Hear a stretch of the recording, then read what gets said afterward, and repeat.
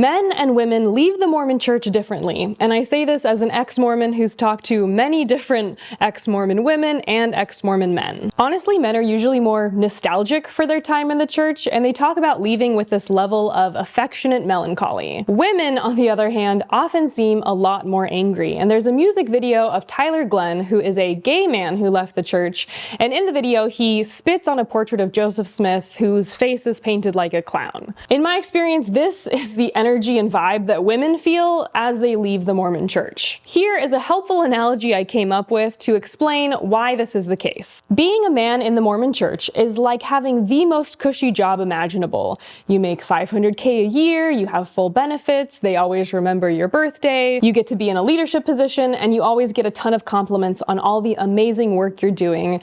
And say one day this amazing company folds, it runs out of money, and the company can no longer employ the man. Even though he has to find a new job, he's always going to look back at that time with a little twinkle in his eye as like a, remember when times were so good back at that amazing job. Now, being a woman in the Mormon Church is like working for a nonprofit.